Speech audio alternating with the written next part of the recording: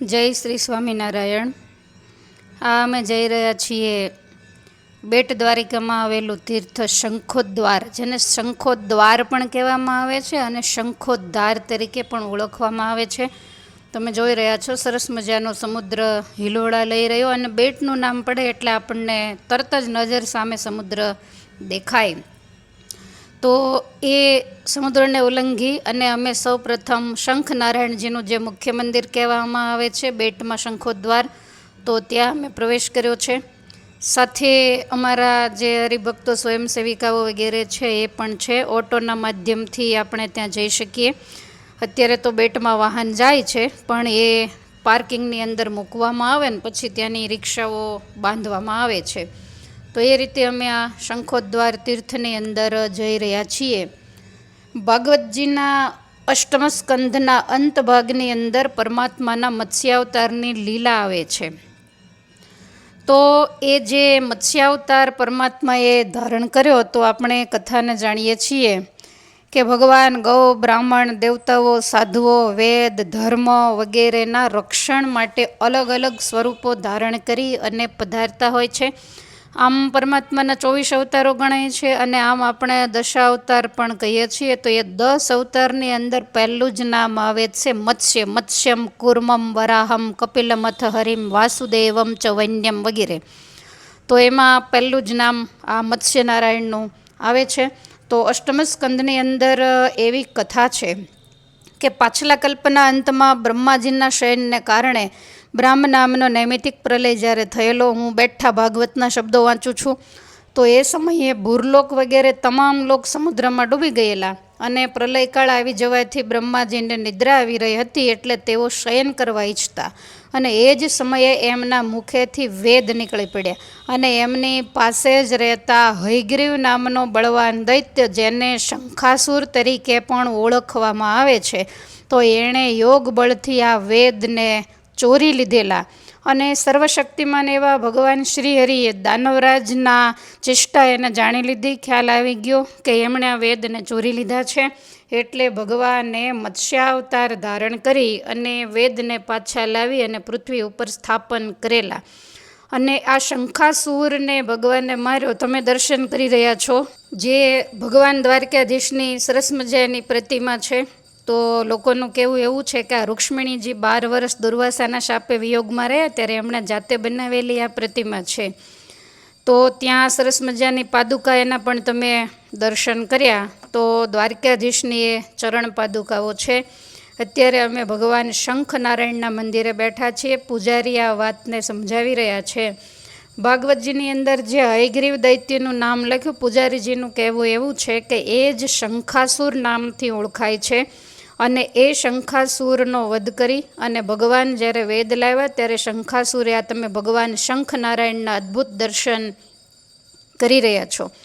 તો ભગવાન પાસે શંખાસુરે એવું માગ્યું કે કળિયુગની અંદર તો લોકો આ સ્વયંભૂ હનુમાનજી મહારાજ ત્યાં બિરાજે છે, તો કળિયુગની અંદર લોકો મને ઓળખશે નહીં, એટલે તમારા નામની આગળ મારું નામ લાગે, એટલે ભગવાને તથાસ્તુ કીધેલું, અને પરમાત્મા શંખનારાયણ તરીકે પ્રસિદ્ધ થયા, અને આ સાગર બેટની અંદર બિરાજમાન થયા છે।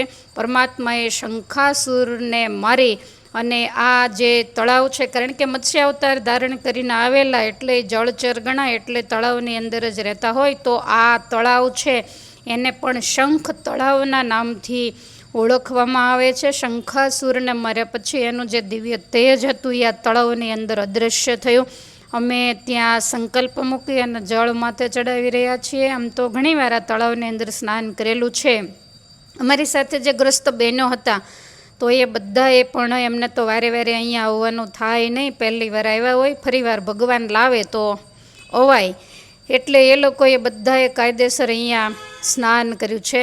અને અમે આગલા દિવસે ગયા છીએ એટલે તમને કોઈ દેખાતું નથી, આગલા દિવસનો વિડીયો છે। બીજા દિવસે થોડું ટ્રાફિક હતું અને ઘણા બધા નાવામાં હતા, એટલે અમે એમનો વિડીયો લીધો નથી, કારણ કે વૈરાગી સંતો પણ અહીંયા ઘણાય સ્નાન કરવામાં હતા। એટલે તમે જોઈ રહ્યા છો કે સરસ મજાનું નિર્મળ એનું જળ છે। તો એ સંકલ્પ મૂકી અને અમે મસ્તકે ચડાવ્યું। બહુ વિશાળ શંખ તળાવ છે। આજુબાજુમાં આ જે શંખોદ્ધાર એ ગામ છે, ચારે બાજુ અનેક પ્રકારના વૃક્ષો છવાયેલા તમે જોઈ રહ્યા છો. પાણી બંધિયાર હોય એટલે આપણને થોડુંક એવું લીલા કલરનું દેખાય, પણ એકદમ પાણી સરસ હતું. તો એના અમે દર્શન કર્યા. અને એ શંખોદ્ધાર જે તીર્થ એનો મહિમા પણ બધાને પૂજારીજી દ્વારા સમજાવવામાં આવ્યો. અને એવું કહેવામાં આવે છે કે દ્વારિકામાં આવે તો બેટ દ્વારિકા જવું પડે, ને બેટ દ્વારિકા ગયા પછી જો શંખોદ્વારની અંદર શંખનારાયણના દર્શન ન કરે તો યાત્રા અધૂરી ગણાય. એટલે જરૂરથી આ સ્થાનની અંદર આવીને દર્શન કરવા.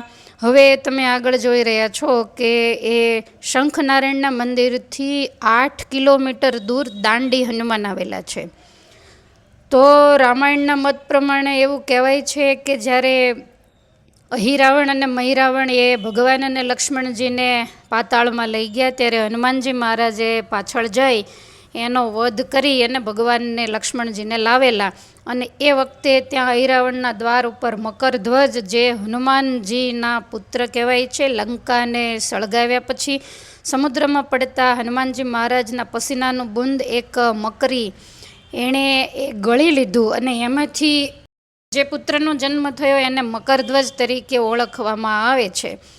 તો એવું કહેવામાં આવે છે કે એ જે બીના બનેલી એ બધી આ સ્થાન ઉપર બનેલી એવું ત્યાંનું પૂજારીનું માનવું પણ છે. વળી સાથે સાથે ત્યાં લખેલું જે લખાણ હતું એ પણ અમે વાંચ્યું. આમ તો અમે શંખોદ્વાર ઘણીવાર જઈએ પણ દાંડી હનુમાન ગયા નહોતા, એટલે અમને ત્યાંથી પૂજારીજીએ એવું કીધેલું કે દાંડી હનુમાન છે એ પણ દર્શન કરવા જેવું સ્થાન છે. એટલા માટે અમે બધા યાત્રિકોને સાથે લઈ અને અહીંયા દાંડી હનુમાન આવેલા. જગ્યા ઘણી બધી 8 કિલોમીટર દૂર આવેલી, પણ બહુ સારી રીતે એને ડેવલપ કરવામાં આવી છે. બહુ વિશાળ જગ્યા છે. અને શનિવાર હોય, મંગળવાર હોય ત્યારે લોકોનો આવરો જાવરો પણ એટલો બધો, કારણ કે હનુમાનજી મહારાજ તો આદિ વ્યાધિ અને ઉપાધિ જીવનમાં આવે તો એને સમરે હોંકારા દે એવા હાજરા હજુર દેવ છે. આખો ઇતિહાસ છે દાંડી હનુમાનજીનો એ અહીંયા લખેલો છે. એ અમે વાંચી અને બધાને સમજાવેલો. તમે પણ એને ઝૂમ કરીને વાંચી શકો છો. તો આ પવિત્ર દાંડી હનુમાનજીનું જે સ્થાન, તો ત્યાં બધાએ દર્શન કર્યા. અને તમને થાય દાંડી હનુમાન એટલે શું, તો હનુમાનજીના હાથમાં લગભગ ગદા હોય, પણ અહીંયા જે મૂર્તિ બિરાજે છે તો એના હાથમાં દંડ છે. દંડ કહેતા મોટી લાકડી, જે તમે જોઈ રહ્યા છો. ઉપર વસ્ત્રનું આવરણ છે એટલે દેખાતી નથી. અને બાજુમાં છે એ મકરધ્વજ છે. હનુમાનજી કાયમને માટે જમીનની અંદર જઈ રહ્યા છે, મકરધ્વજ છે એ બહાર નીકળી રહ્યા છે, એવું પૂજારીનું માનવું છે કે આ કળિયુગનો પ્રભાવ છે. તો જરૂરથી આ જગ્યાએ જાઓ ત્યારે દર્શન કરજો. બધાઈને ભાવથી અમારા જય શ્રી સ્વામિનારાયણ.